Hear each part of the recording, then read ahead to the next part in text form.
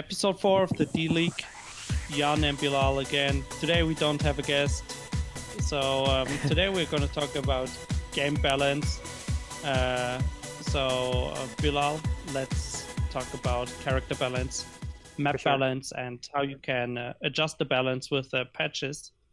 And let's start with character balance, because I think it's the main point of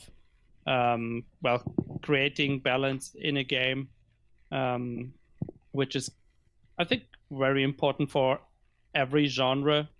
For example, you also have genre where you would not think balancing to be that important, like RPGs, so role-playing games, jump and run games, or like racing games.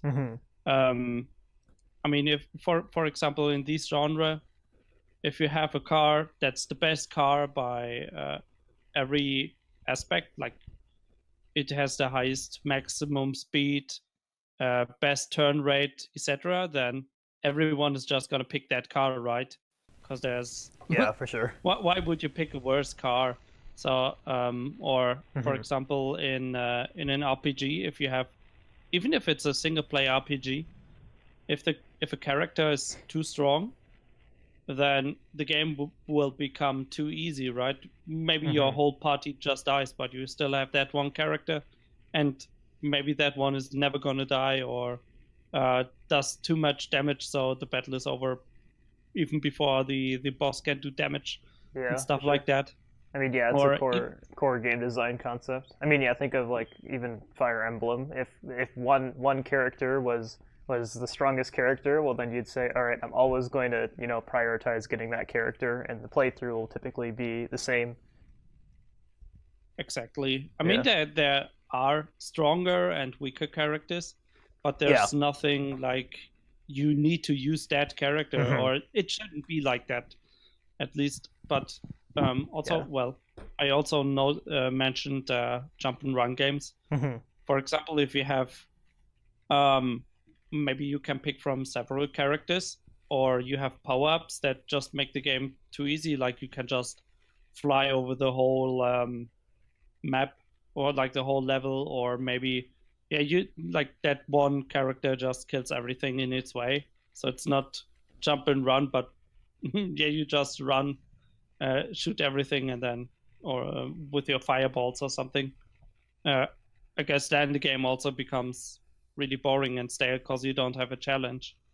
So I think even in this genre where you would say, okay, it's single player, so it's not that important, it's still important to give a challenge, I think, so it's actually entertaining. Like maybe a good comparison would be if you have a racetrack that's just one line, a straight line, it's really boring, right? But then if you have sharp turns, and then maybe there are slight turns or more difficult paths, so then it becomes fun, because just holding down a button and driving is really boring, right? Yeah, for sure. Yeah. So but as we focus on esport in our podcast, let's talk about esport genre. I mean, okay, racing is also kind of esport. There were popular racing games and competitions, but currently the most popular games are pretty much strategy games. Yeah, I mean, MOBA. Because technically anything can be an esport. I mean, like if the demand was to have people play, I don't know, speed runs as a competition for money, then obviously like that would be an esport. So. Yeah, exactly. I mean, even for race games, I think like Trackmania or Forza, they had cash tournaments, or Need for Speed also had some online leagues and cash tournaments as well. So yeah, if the game is good, then it can become esport. Yeah. So but let's go to MOBA and RTS, or also first-person shooters. I mean, Counter-Strike is pretty popular again. Yeah, and even was less popular for some time. and even also Overwatch and what's the other one that's going on big right now? Oh, I guess now I wouldn't really say Dirty Bomb's an esport, but it kind of has the competitive mindset, I guess. Which game? It's Dirty Bomb. It came out like a year ago. It was in early access for a while. That's why I mean obviously you don't know about it because it's not really a big esport. It's one of those smaller games that kind of have the I guess they have the mechanics to be an esport, but they don't. They just kind of fall short on the marketing part. So yeah. Okay. All right then. Which genre would you like to start with? Why don't we? Well, yeah. Let's hear what you have to say about RTS first. I think that's kind With of where RTS, it's kind of where it started. So.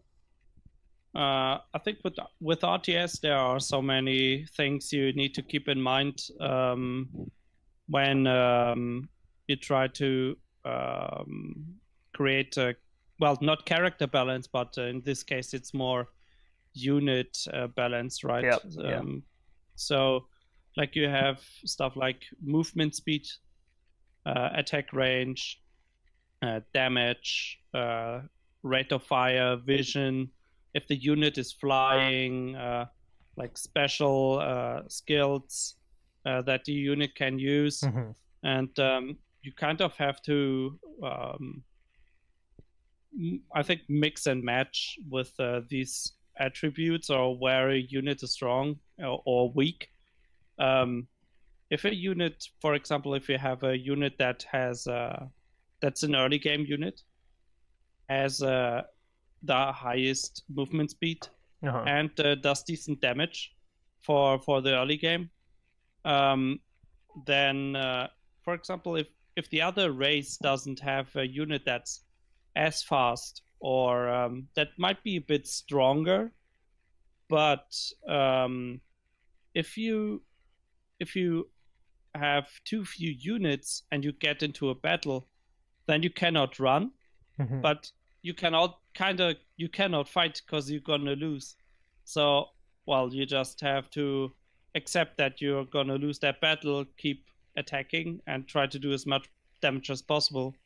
But yeah, I think that's not very good game balance if like you have one unit that dominates like the early game or that dominates the late game, because then like in the early game you would just mass produce that unit, or Yeah, if for it's sure. a late game unit then you would just of course you would try to get more resources, so you would try to expand, but you would just try to live long enough to get to that unit so you can just mass that unit and kind of win the game. And I think that's also pretty boring. I think the ideal is that every unit has some use in the game.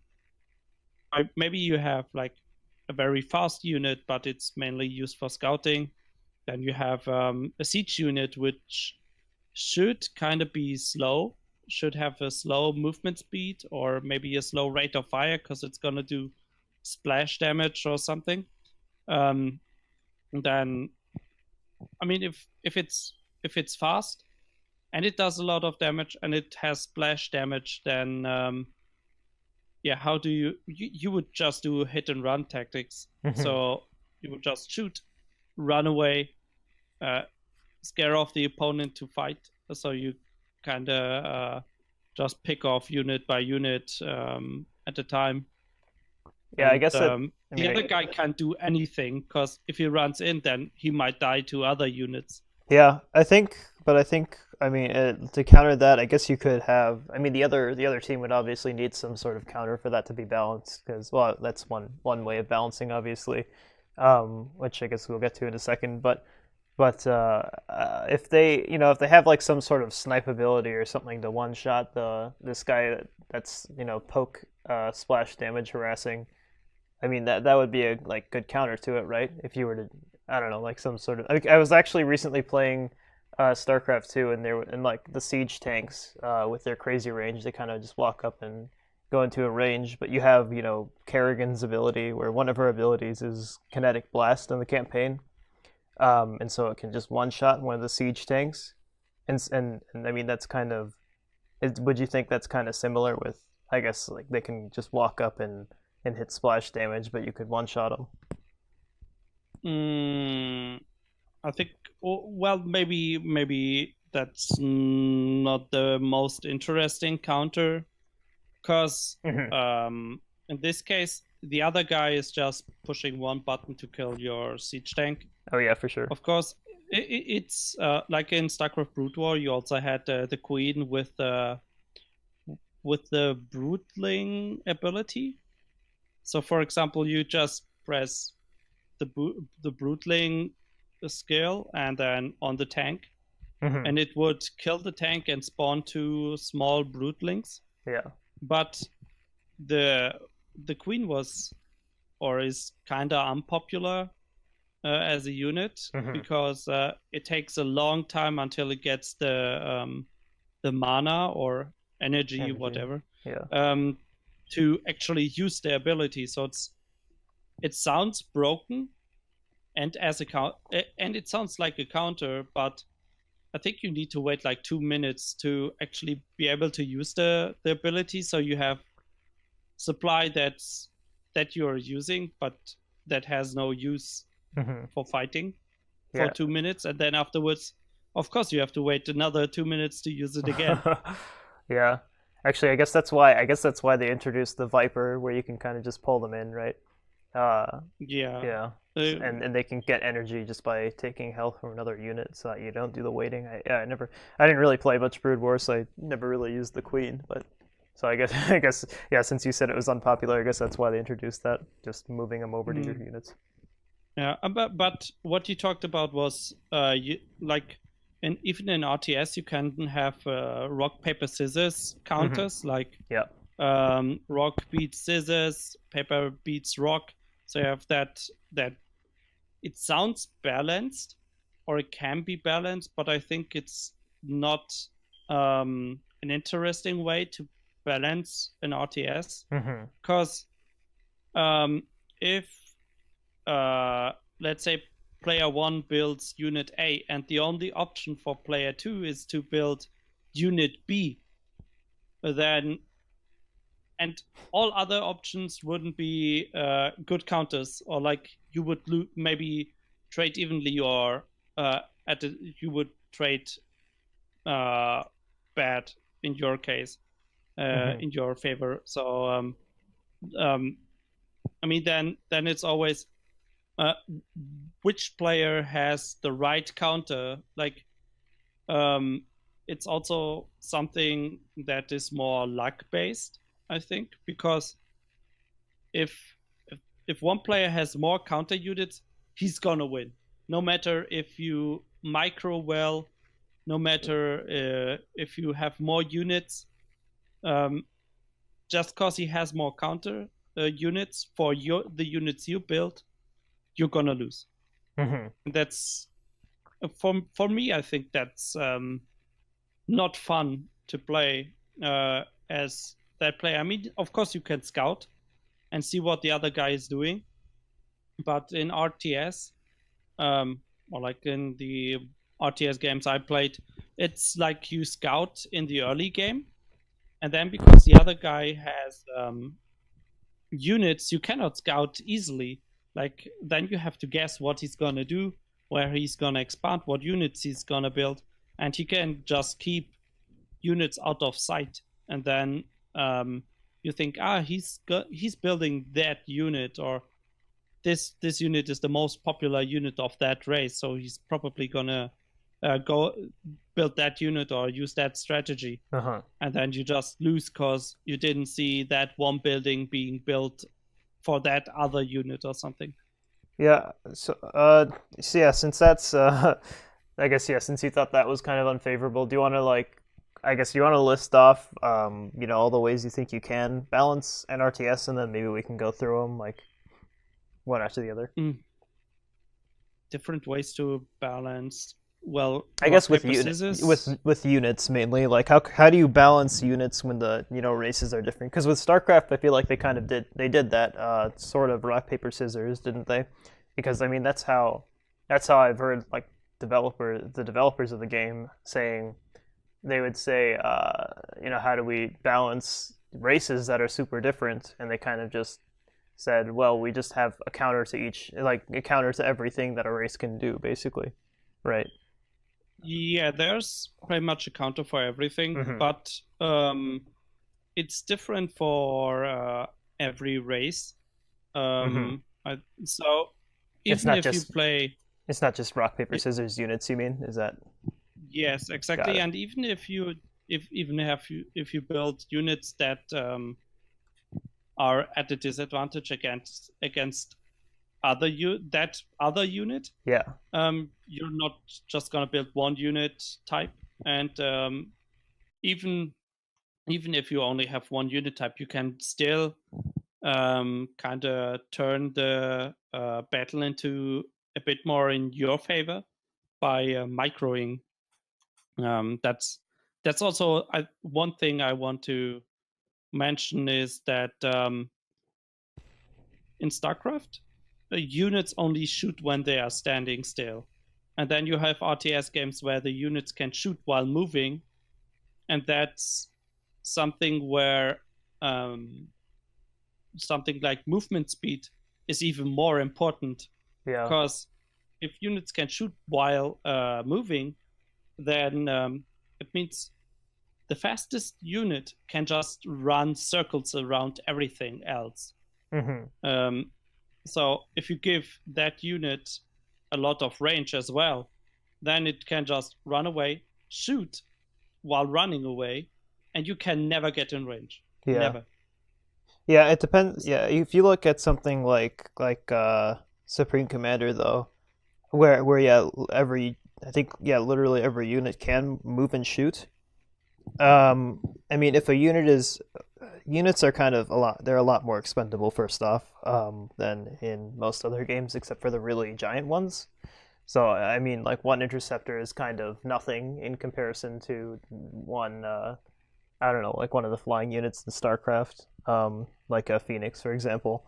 Um, and so basically, the whole idea of like countering in that is if a unit is too fast, then you kind of just build air units because but like the races are not too different, so they basically just take a template race and then add in some small changes to it. Like maybe this unit can have stealth, or they'll have an extra experimental here that is a factory and not just a unit, stuff like that. And so the big differences are kind of the experimentals, the giant units that Mm, do those kinds of things. But with acceleration, kind of it's basically it's not so much speed as it is, I think, range. Because typically they introduced like Tech 2 units that had much longer range than like the Tech 1s. So basically, you need if they have those units, then you need to completely overrun them. But they can kite you. So if the guy is good, yes, he can just outrun you and go the other way and still shoot at you. Um, and so to solve stuff like that is you either need to build air units because of how fast they are, so their range doesn't matter. As long as you have enough, they'll get past defenses, and some of them will die, but they'll still do what you want them to do unless you didn't build enough. Um, or you just build units with better range, or sniper units, that kind of stuff. mm, But yeah. So obviously, like things like turn speed and movement speed are like crazy amplified, and range too when the units can move and shoot at the same time. yeah. Yeah. So yeah, I think both can work, but Hmm. if units need to stand still to shoot, then it's actually easier to balance the game because, like Oh you yeah. said, like shooting while moving amplifies some aspects of the unit. In this case, damage or rate of fire is not that important because if you cannot use the touch, if you cannot touch the unit, so if you can't do damage to the unit, uh, well, it's gonna um, just take off health point by health point, shooting you from outside your range, and Yeah, that's you true. would just turn around to not take any more damage, I think, instead of trying to chase. Hmm. And that So gets more yeah, difficult to deal with the better the guy is at micromanaging. yeah, exactly. Um, so yeah, then what else is there to say about strategy games? I think also something that's important is actually unit variety, that you actually um, I mean, yeah, of course, it's easy to just copy paste. I mean, if every race has a marine or a unit that is kind of the same, like it has medium range and medium HP, and maybe that one race has a higher rate of fire while the other race has more armor or something, Hmm. then of uh, then yeah, it's easier to balance, or it's easier to see the balance, but then you have to pay attention that it's not too repetitive. I mean, Oh yeah. if you can select from 4 races and pretty much every race feels the same, Hmm. um, then it's boring. If like just the design is different, but the purpose of every unit is the same, then mm, Yeah, if you I mean, if you think about it, like let's compare StarCraft to Supreme Commander again for a second, and if you think about it, I mean, in Supreme Commander, I play random, every game because they're not too different, so I can kind of play them all similarly. Obviously, they have what the difference is between races is when you use one race for like naval, air, or land, because when you or if you're on a team game and you get put into a position, you're typically either land, naval, or air. You don't really choose to do all those things unless you're in a 1v1. Um, and so what happens is that each race can do something with each of those different races better than the others, depending on the situation that they're in. I can't really say like everything specifically right now, but just they all have a different thing they're good at in air, naval, or land, and so but you can play random and excel at them and learn them well, if you're good at one of the races, if you're good at the game, because they're not so different that that it's difficult to play one or the other. But with something like StarCraft, if I play random, like if I play Protoss, I I'm playing like lower than Bronze League. But if I play Zerg, then I'm playing at like Gold League because of the different mechanics. And so that is something interesting. Like I can, because if I get bored of Zerg, then I can go switch to Terran or Protoss and try them. But if I'm playing Subcom and I'm like, oh, I don't feel like playing Subcom anymore, then I just don't feel like playing Subcom anymore. I can't switch races and be like, oh, this one's fun. So yeah, because definitely. they are too similar. Yeah, yeah. So I mean, obviously, they all have their purposes, but it's not. They don't really have a purpose of trying to be different, so you can play a different one and feel like you're playing a different game. Their purpose is Mm, just they counter and make the game more interesting than if everything was literally exactly the same. yeah. So yeah, it's more of a supplement in Supreme Commander than it is a core mechanic that there are different factions. I'd say it's like it's Mm, what I seem to take from it. I guess that's also something you cannot really do today anymore. I mean, Supreme Commander, when was it released? I think Forged Alliance was actually, I think it was 2011. Not sure when the original was released. But yeah, no, I mean, Mm, I don't know about if I would want to do that with with any sort of game recently, because I feel like it's a lot more interesting to have them do much more different things in a more StarCraft style. But yeah. yeah, I mean, I don't know if you couldn't do it. I guess you Want to probably, focus on Silicon I mean, I Valley. guess you Steve Jobs. could get it to work, but yeah, I don't Yep, know. but it would be difficult to actually kind of make people want to play the game. I mean, if you don't like that race or like the game style of that race, then you have no alternative. Yeah. Like you cannot switch to like in StarCraft. if you don't like Terran, like the gameplay of Terran, then you try Zerg or you try Protoss because they feel different and they play different. But well, if every race is kind of the same, I mean, it's like Civilization 2, where every civilization or every nation just has different special units. So like the basic units are the same, but they have special units. And so, well, if you don't like playing, in this case, I guess it's also like you don't feel like playing the game instead Yeah. of just not that race. Yeah, it's not very different from the new civilizations either, 6 and 5. Actually, I don't know about 6, but I doubt they changed it much from 5. But yeah, I mean, in 5, you don't really care to play a different race that much. They kind of just have a special ability, and especially like 2 special units, like a building and a unit, I think, for the most part. And that's Yeah, even so that's even less different than in Subcom. okay, then as we already talked about RTS for quite some time now, Yeah. let's switch to MOBA, which is also kind of retry RTS like. So, Yeah. but just well, team based and just that you're only controlling one hero, or well, you have Or his heroes minions. like Meepo where you have more heroes. Yeah. So in this, like in MOBA, I think character balance is more rock paper scissors than individual For sure. balance, because like I think in my opinion, MOBA are more reliant on counter picks because you have such a huge hero or character pool to choose from.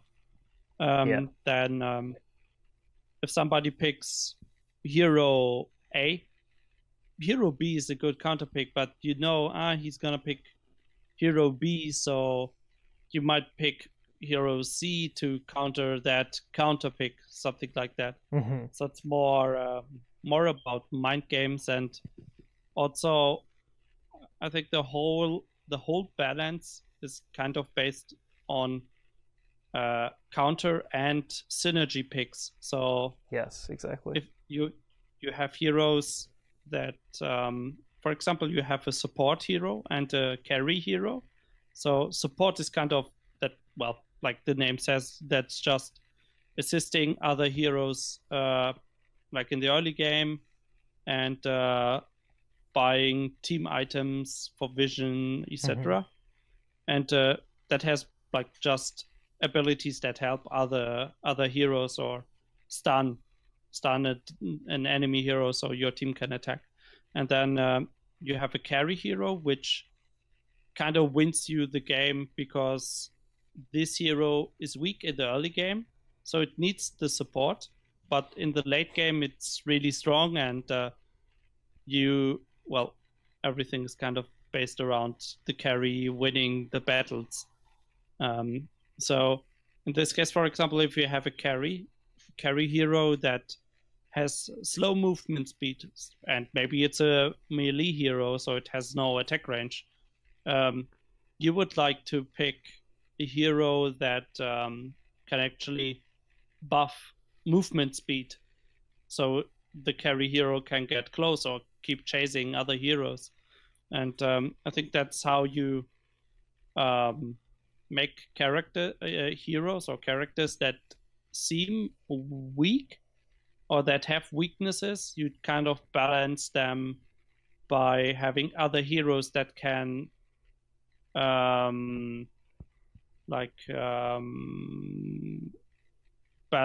not balance it out, but how can I say? Well, like work together, or Yeah, neutralize the weakness. oh yeah, like negate the other guy. Yeah, that can negate the weakness of the other hero. Yeah. Um, Yeah, I mean, if you think about it, I mean, draft pick kind of is. That's basically what it is. It's like rock paper scissors, but you have the option of predicting. You know, this guy might pick scissors, so I can I can ban scissors. Obviously, it's not as simple as a three way kind of system, but But yeah, the logic is kind of there in when you pick something, you have to be aware that other people might pick some, stuff that's commonly good against your guy, which is why it's important to Yeah, understand like how all the heroes work in the pool. Um, and obviously, their counterpicking is not just, it's obviously not the entire thing. Like we did talk about how synergy was important too.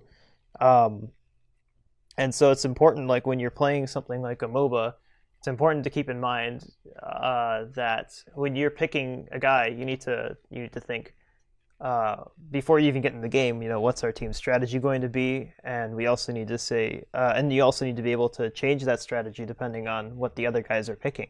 So, like if the guy picks something that completely counters your hero, then um, maybe he's better against your hero in lane, or maybe he's really strong against your hero in a team fight, or maybe you have like a split push composition and they have somebody like Nature's Prophet who just like teleports everywhere and stops counter pushing, um, or I mean split pushing, and so it's important to keep in mind, yeah, both counter picking and the synergy, simply because I mean that's basically that what the game is how can we get our team to work together to follow this one strategy to destroy the enemy ancient or nexus, and that's and basically counterpicking is just there so that they can make that more difficult for you, and vice versa. So yeah. yeah, But like you say, counterpicking is not winning you the game. You yeah, can also, well, you might have the worst team, but there's always some time frame you can actually win, or maybe if you play hmm, really well when the game begins, like in the early game, yeah, then exactly. you can still like use the momentum to win. Hmm, So I think in this, well, at the MOBA, you do not only have the heroes, but items you are using. So if yeah, one, like if one item is really good on some hero, or like one hero doesn't build magic immunity, so then you might pick or buy items that make him unable to move or unable to attack. Then you kill the whole team of that player, and then afterwards you just 1-on-5 the last hero remaining, hmm, stuff like that. So that's also something to keep in mind when playing or creating a MOBA. yeah. And one thing actually, when they balance MOBAs, actually, if you think about when we're talking about an RTS, they typically want to make every unit useful at a certain point. I mean, like in something like StarCraft, there's often a use for. In my opinion, I feel like there's a use for all the units, unless I'm thinking of something weird. At least because I played Zerg mostly, and I can think of a scenario for using just about every unit. But if you play League of Legends or something, the way they balance it is completely different from something where in an RTS, because in League they keep bringing in new champions, and everybody's wondering, is this champion good or bad, as determined by the pros. And as they patch the game, it's interesting because they'll make some champions as just not viable picks. Like some champions Hmm. will just completely be bad. Like Let's postpone that discussion until the end of the podcast, okay, sure. because we're gonna talk about patches later. So I mean, yeah, it's a valid point, but Yeah, yeah, yeah. let's pick it up later. And let's move to our last genre we will talk about, Sure. first person shooters. Hmm. And like I think the most popular first person shooters right now are team based games, so Counter Strike and Overwatch. Hmm. So well, in Counter Strike you don't really pick characters, but kind of weapons based on your budget, how well you're doing in your Hmm. round.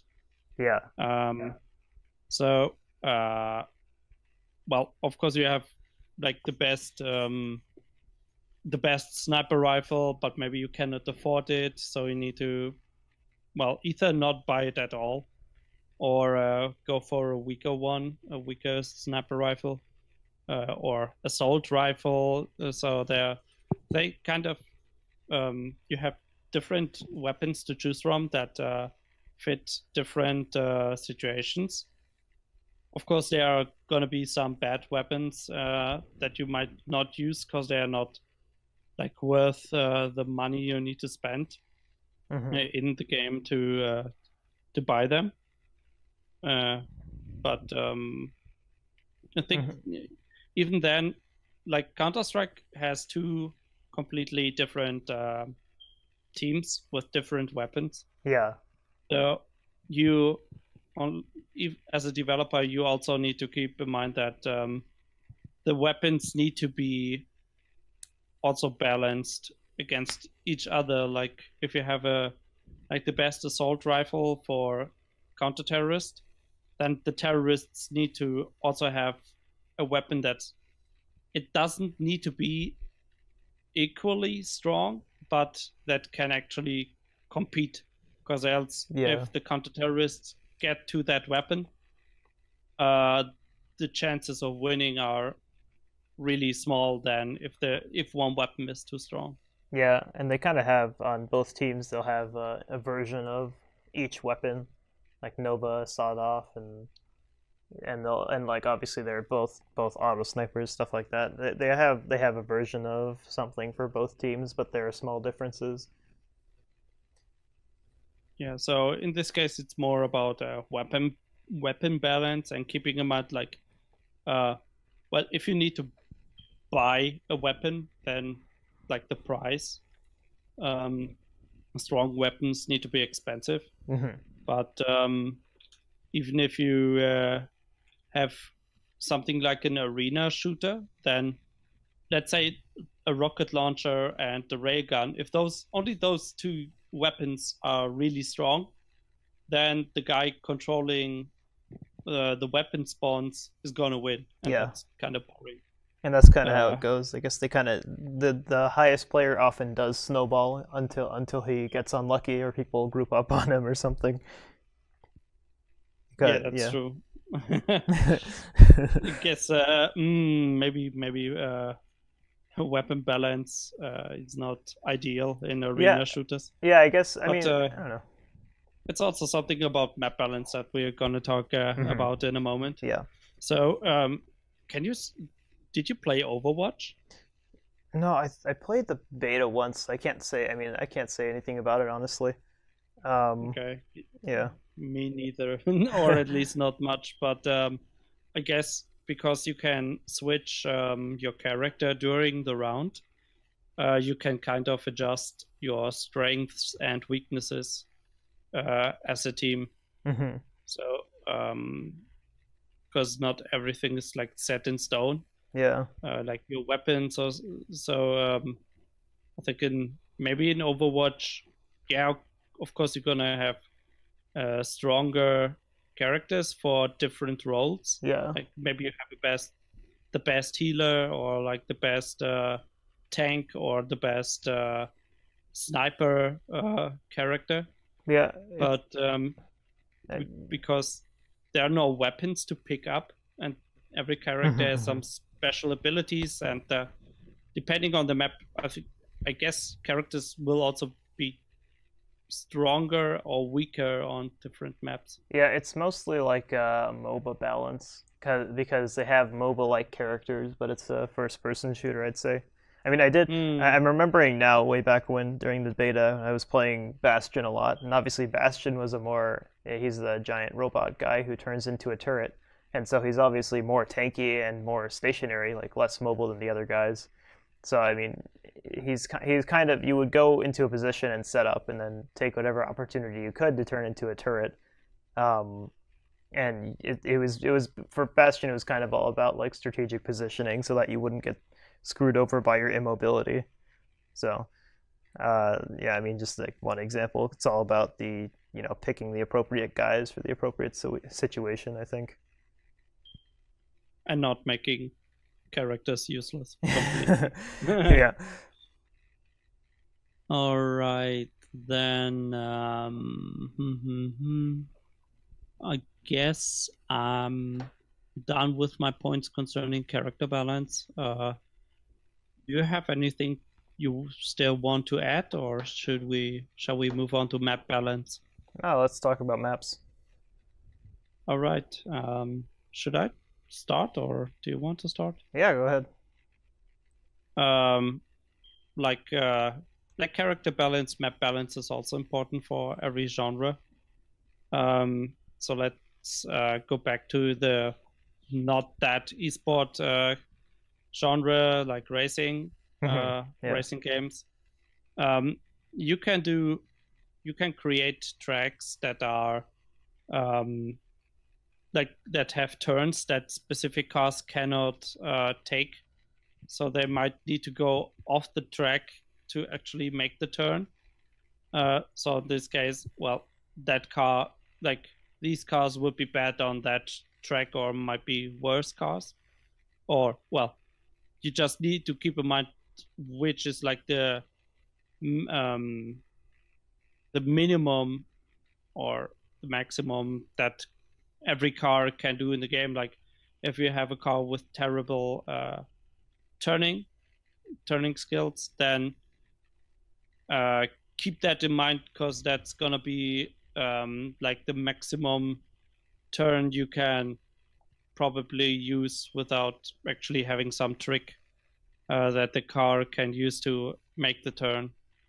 Or well, you could just maybe there you could even do create a track that some cars cannot finish, because maybe there's, let's say you have some sci-fi racing game, and then you have some jumps, but Yeah. the jump length would be too long for some cars. So, like some cars would be too heavy, uh, so they can never finish.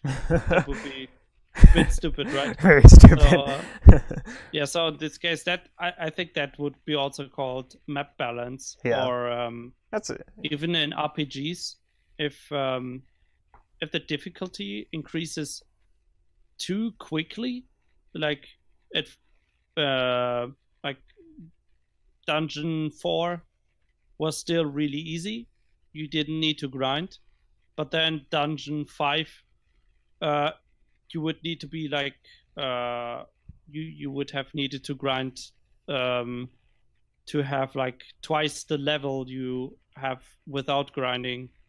Then I think that's also kind of bad let's say map balance or uh, level design. Yeah, I mean, And you could. I mean, yeah, look at well, if you go even farther away from esports and something like. I'm trying to think, like one of those. I mean, indie platformers or roguelikes, even. I mean, imagine if those were imbalanced. I mean, that's almost half of the point of the game is each level. They're made in a way where the player can go through them and it's not way too hard and it's not way too easy. Obviously, you'll never get a perfect balance because I mean we're all human, but they always try. They try to do it in a way that'll make it fun on each difficulty depending on their targeted player. So hmm, that's the placement of power ups, the placement. I mean, like, and maybe it's like a platformer like Super Meat Boy where you have to actually place the tiles in the right place to make it so that the player can actually get to a certain point. Um, and either and if the game is supposed to be frustrating or not, then depending on how the target frustration you want to add to the player, that will be affected by obviously how far certain tiles are, and that yeah, will affect how hard it is to get to a certain point. So yeah, but if no, go ahead. yeah, go on, sorry. No, go ahead. I was done.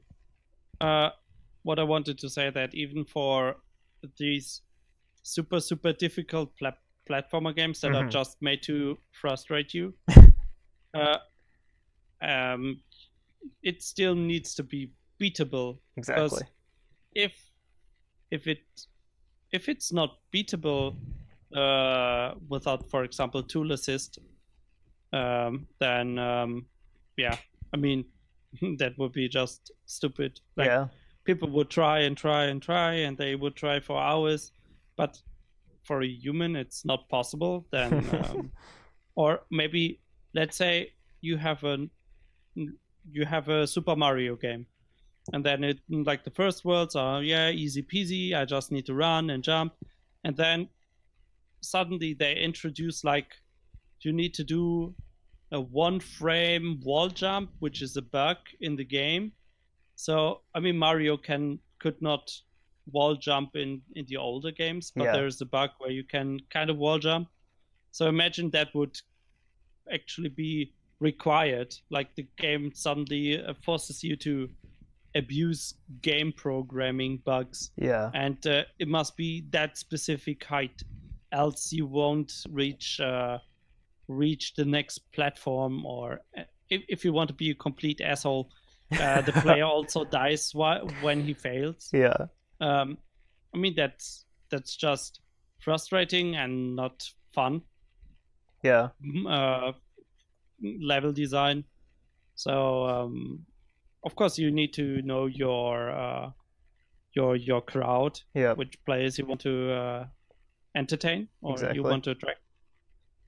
But even if you want to be a complete asshole while creating a game, you cannot be such a big asshole that people cannot Yeah. finish your game. And That is. of course it's difficult, but mm, sometimes you can just go overboard. Sorry. Yeah.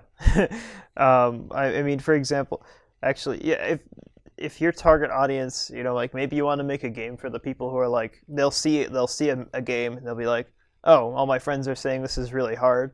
I'm gonna try it out, and they try it out and they won't stop trying it until they, beat a certain level. Like maybe if you're targeting like, highly competitive kind of person with some single player like simple platformer, then yeah, obviously, map balance is 100% going to be the way to go for that, because I mean map balance turns into, level of difficulty, which turns into, how you can target a certain audience with your game, because um, I mean that's like if you look at a platformer, it's all about uh, the map design. It's more about the map design Hmm. than anything else, I think, because Yeah. jumping onto platforms. That's why it's called a platformer, because it's all about the platforms. But yeah. Okay. So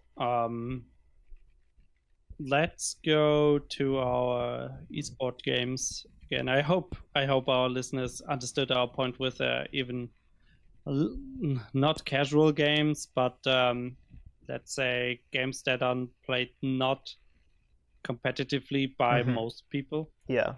Um, so let's let's just talk about RTS because there's I think easy to actually create map balance, Hmm. because you can introduce maps that are just symmetric. So everything is the same for all sides. Yeah. So, for example, if you have a two-player map, then the spawning points is the top left and the bottom right, and then both players have the same distance to the expansion or to the center of the map. The paths have the same structure, just mirrored.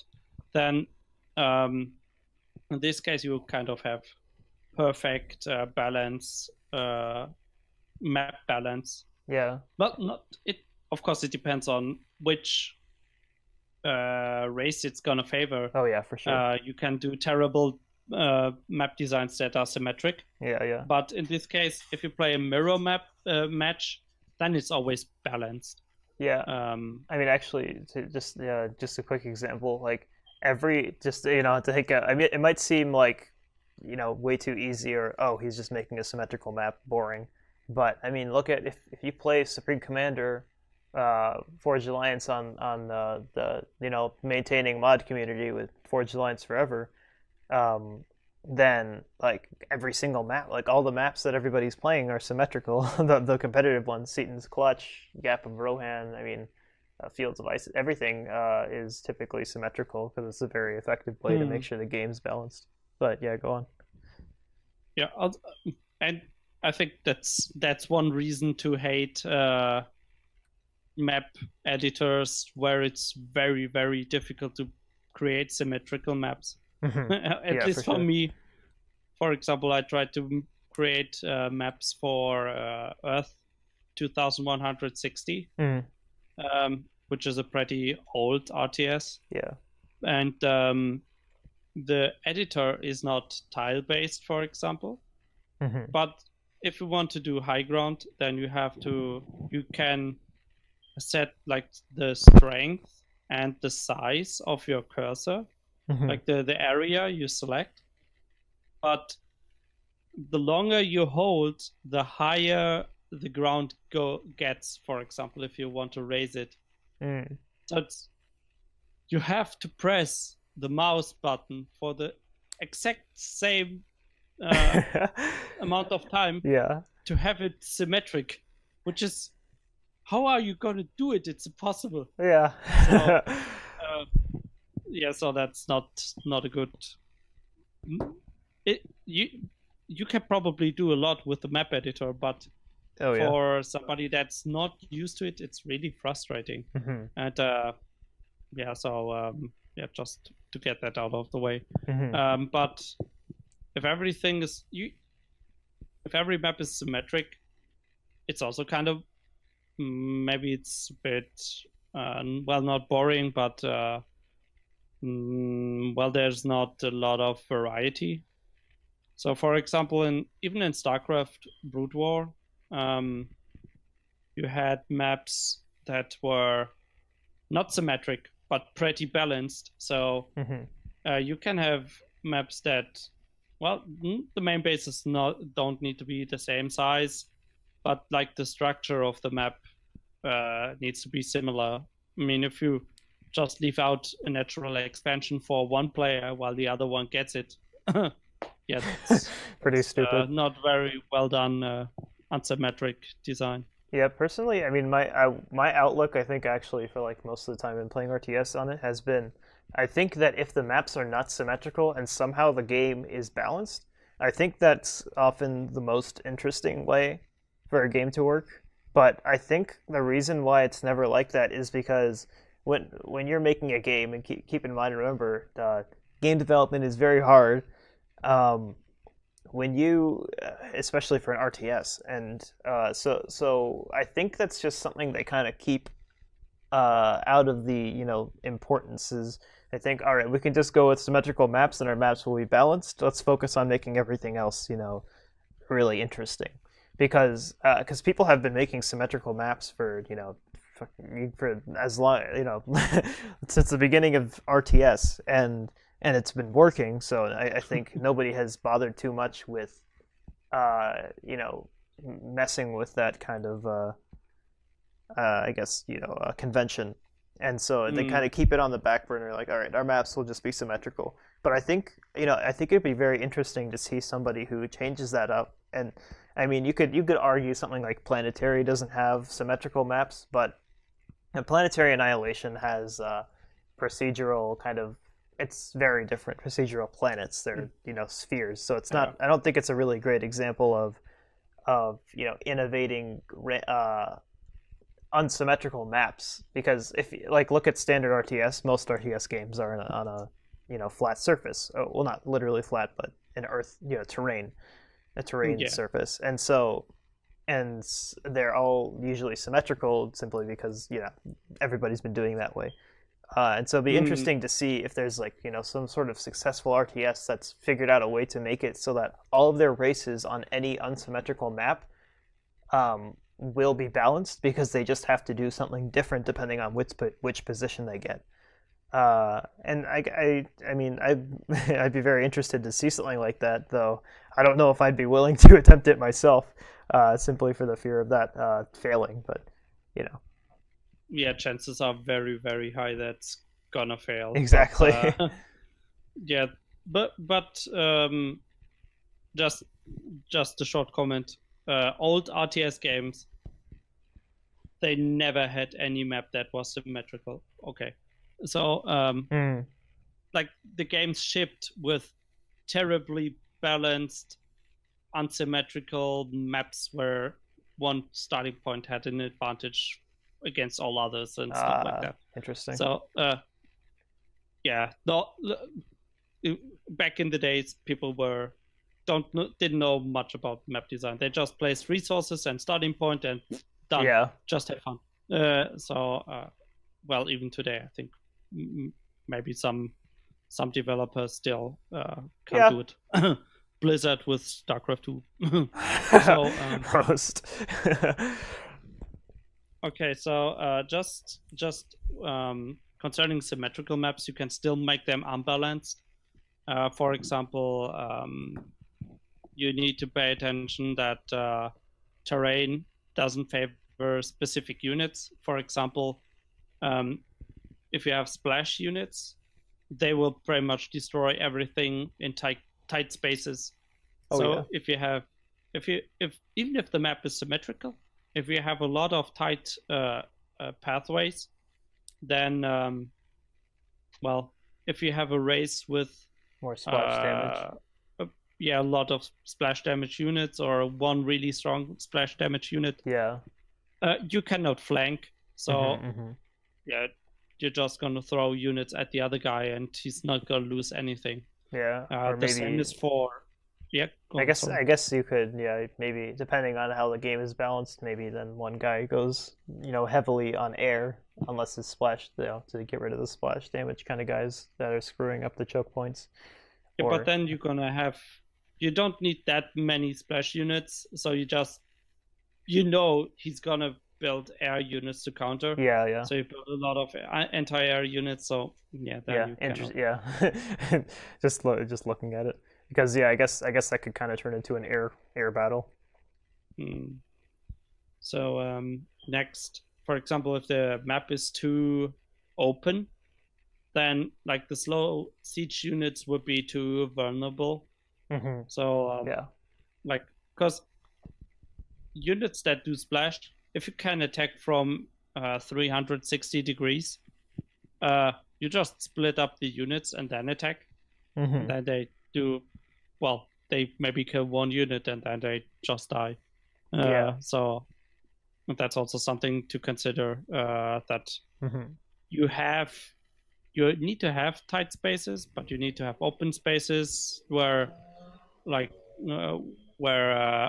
different type of unit is stronger. Yeah, for sure.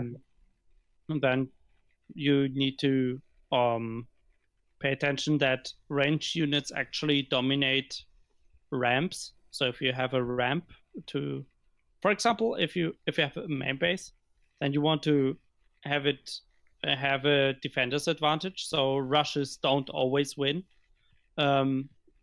So in this case, range units are a good way to dominate the ramp, because let's say 3 units can go up the ramp at the same time, but range units can shoot if the other unit is in range.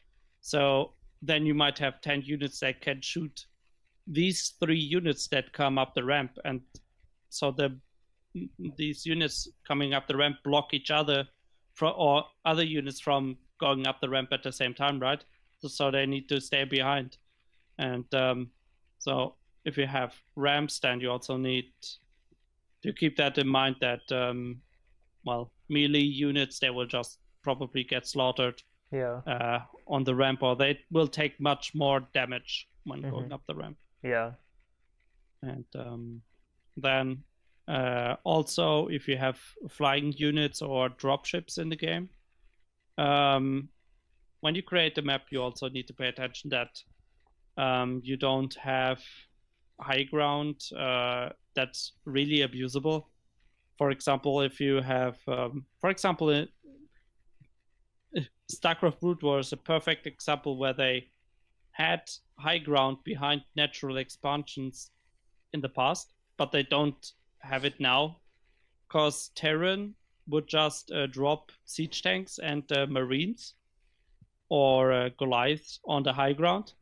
So they have anti-air units and long-range siege units that, you cannot really attack, because either you go into range, but then only like 2 or 3 units can shoot, so you do literally no damage while you get shot by 10 siege tanks. Or the air approach also doesn't work, because anti-air units are already there, so you kind of lose control of that space immediately Yeah. if you let that happen. Yeah. So in this case, you need to think which units do you have in the game. Is there anything that can really abuse it, like high ground? I mean, you can have units that are good for drops, or flying units that harass by going up the high ground to escape.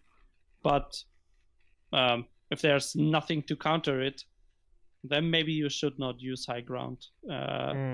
Well, near bases, or like have unreachable high ground. Okay. And yeah, also, well, the same goes for cramped spaces in the base. So like behind resources, if there's only a bit of space that ground units can walk around, then, well, flying units, because they can fly over everything, they are at an advantage as well. So yeah, you can kind of nerf or buff flying units for that purpose by adjusting the space in the base as well. Yeah, I guess it kind of revolves around. I guess, well, yeah, it works in synergy with all the unit balance. Depending on how you mess up the unit balance, depends on, can affect how you mess up the map. So, yeah. I mean, and like you can have an RTS that's from unit balance, it's really good. But if the map is kind of favoring one race too much, then like the other races don't stand a chance or have a very low chance of winning. So well, map balance is really, really important for RTS. So try symmetrical maps to kind of check balance, I think. And then just keep in mind which units you have in the game, what they can abuse, which mechanics of a map. So maybe, well, use it or not use it, depending on the strength of the unit. Yeah. Okay, so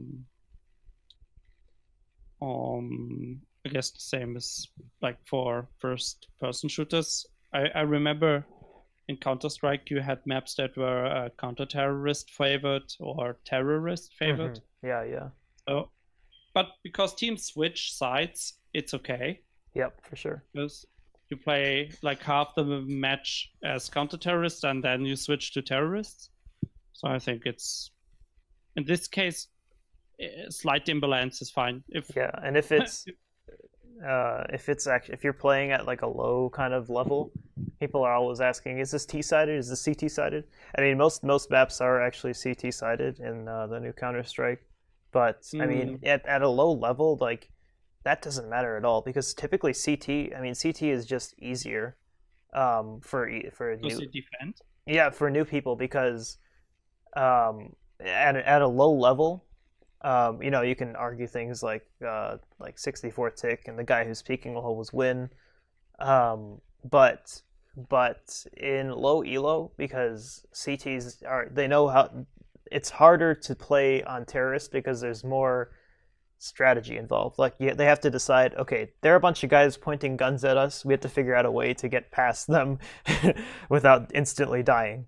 And that's why, if you're bad, then your team probably will not work in synergy, and one guy will jump in and suicide, and now you have a 4v5 or something like that, And that's why with CT, you can aim an op somewhere and expect Ts to come out, and you just fast peek, click, and they're dead. So that's why. Or if there's only like one path on the map, then, well, it's really predictable, so you just camp that path. Yeah.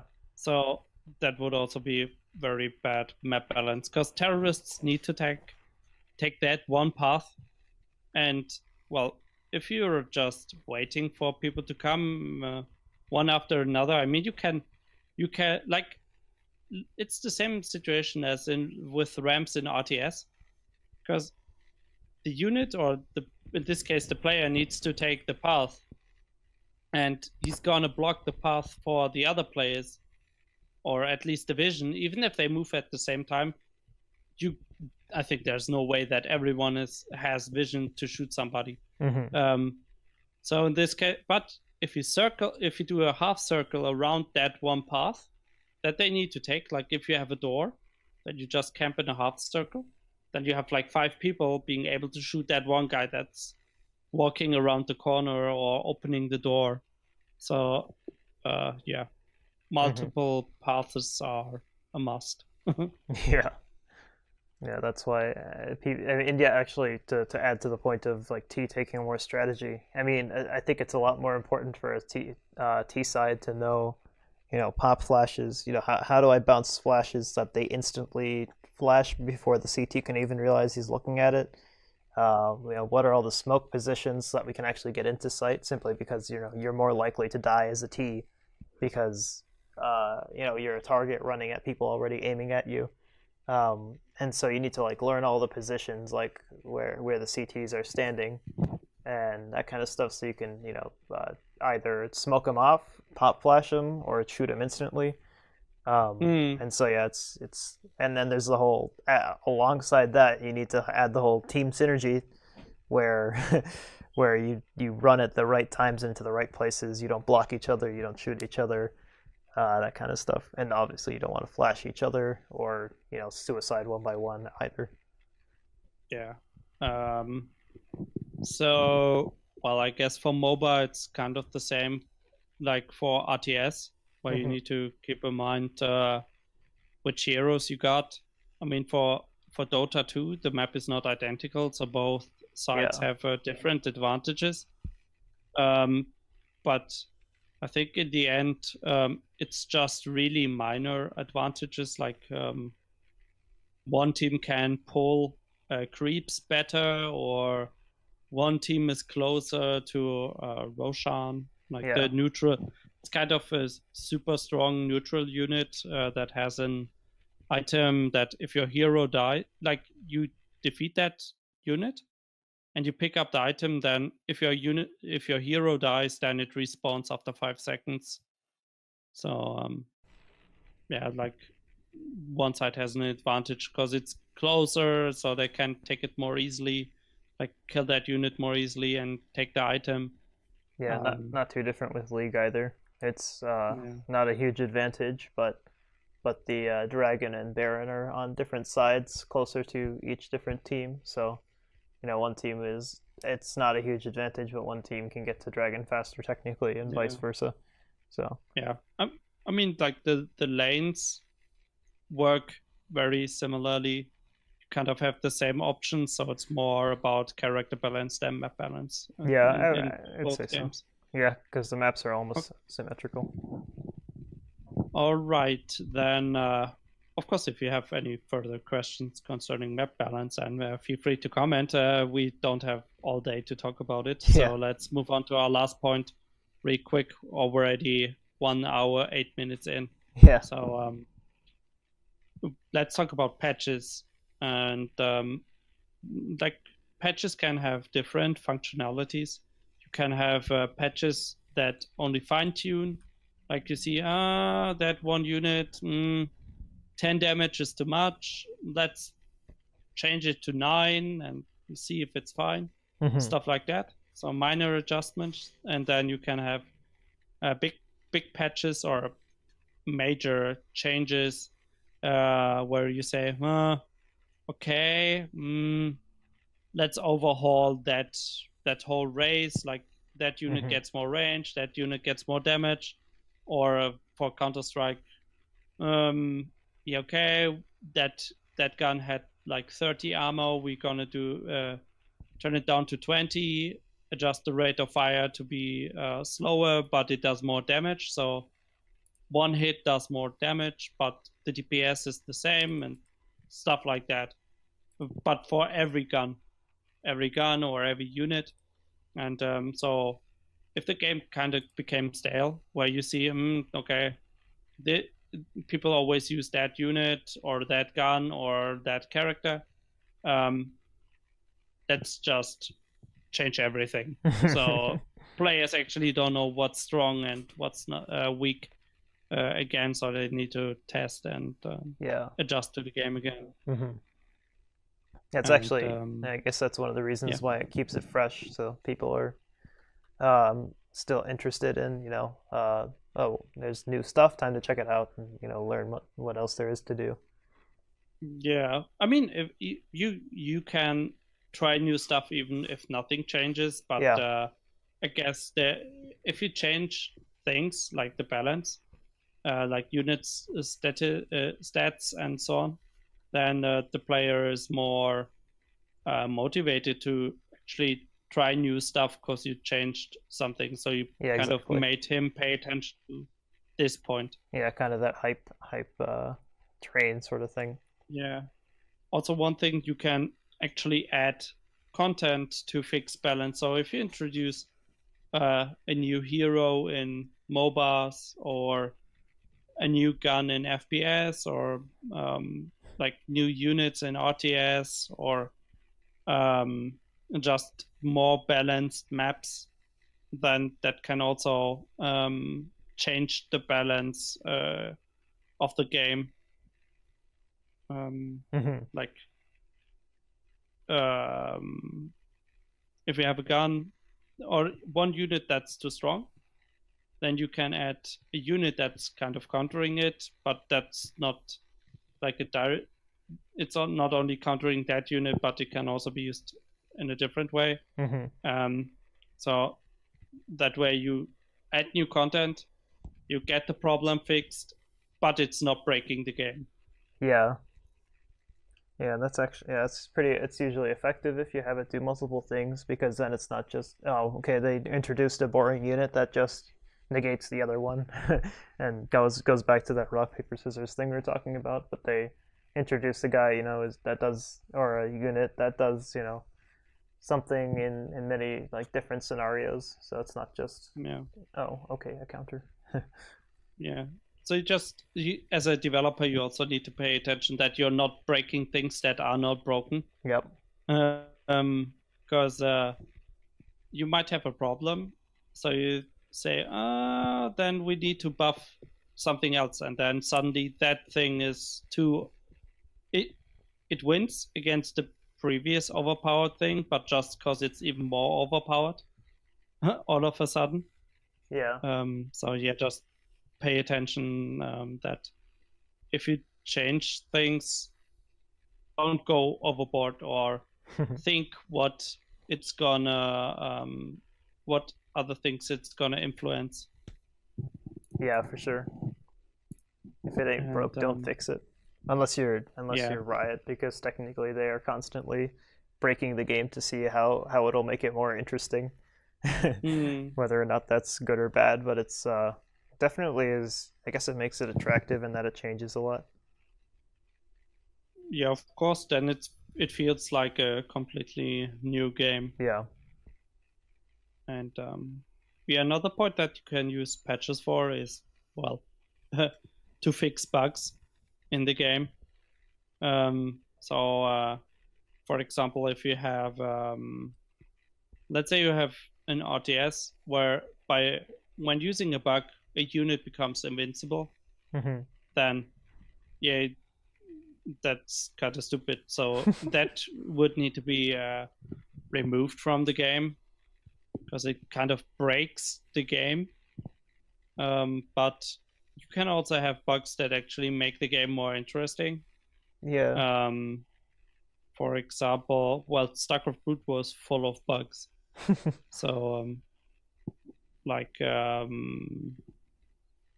workers that can run up high ground if you build buildings or some stuff like that, or like where I think even like lurker hold, where a unit that cannot hold fire or hold position and stop shooting gets gets the option to do that by selecting another unit with it. Hmm. So it just gives the player more options to use it. But you can use it and it can be strong, but it's not breaking the game completely. Uh-huh.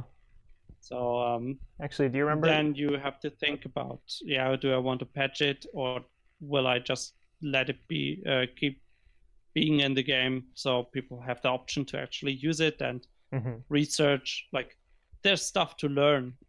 Like, abusing bugs is something you need to learn as well. Actually, do you remember that one bug in Machines where there was both the zenith camera, which is like basically your basic StarCraft camera, and the ground camera, which is kind of like a first person on the ground camera. Uh, and you could basically just queue up buildings to construct, and then they would let you get more vision because in the ground camera you could see past the fog of war. Yeah, yeah, yeah. So, so you could basically just keep building a building over to somebody's base until you got view of their base, and then send nukes there, or see scout everything they're doing with the most bullshit strategy. Just You don't even need to send a unit to yeah, scout you or just something like put that. down a building blueprint, and it'll give you vision. Quite a silly Of bug. Yeah, it it costs some resources, but very small amounts. Yeah. So yeah, that's kind of stupid. Yep. Um, yeah, else.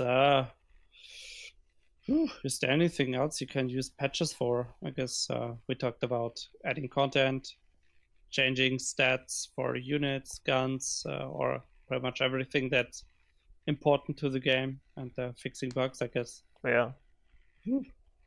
Guess there's nothing else.